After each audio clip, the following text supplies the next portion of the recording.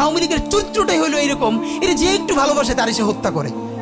শহীদ president Ziaur Rahman Sheikh হাসিনাকে দেশে আসার অনুমতি দিছিলেন, সুযোগ দিছিলেন এবং বলছে থাক সবাই রাজনীতি করুক।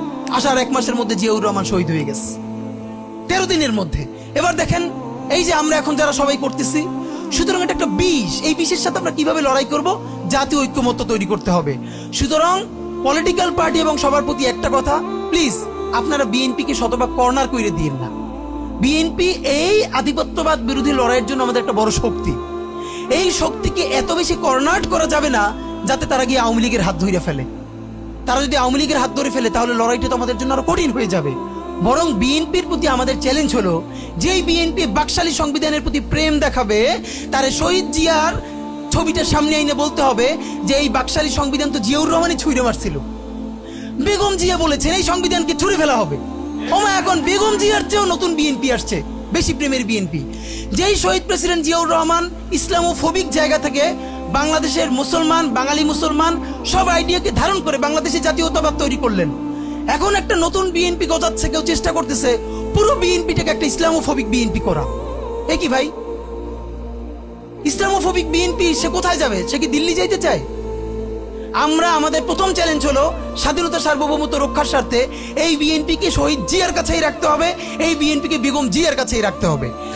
নাম্বার 2, আমাদের সামনের নির্বাচনে ম্যান্ডেট কি হবে এইটা সুস্পষ্ট।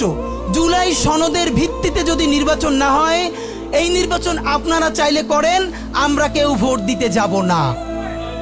নাম্বার 3, সেই নির্বাচনের পরে সংসদের ম্যান্ডেট কি হবে?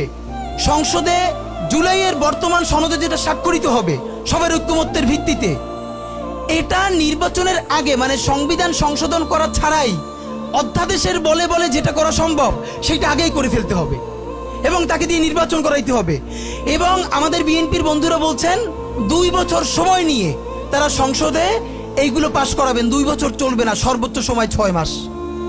সংসদের প্রথম 6 মাসের মধ্যে জুলাই সনদের সমস্ত কথাগুলো সংবিধান ইনকর্পোরেট করতে হবে। যদি পারেন নতুন সংবিধান করতে হবে, নতুন সংবিধান করতে না পারলে এইটার মধ্যে ইনকর্পোরেট করতে হবে। রাজনৈতিক বিভাজনের ফাঁকে একমাত্র সমস্ত সুবিধা নেবে ফ্যাসিবাদ, ফ্যাসিবাদের শক্তি এবং আওয়ামী লীগ। আমরা আমাদের জীবন থাকতে বাংলাদেশের মাটিতে ভারতীয় আধিপত্যবাদ থেকে শুরু করে আর কোনো বিদেশি আধিপত্যবাদ, হাসিনা এবং ফ্যাসিবাদকে মেনে নিব না। এবং আমরা যদি শহীদ হয়ে যাই, আমাদের সন্তানেরা লড়বে, তার সন্তানেরা লড়বে। কিয়ামত পর্যন্ত বাংলাদেশ নামক জমিন যতদিন বেঁচে থাকবে ততদিন পর্যন্ত আজাদির সন্তানেরা লড়াই করবেই করবে। ইনকিলাব জিন্দাবাদ।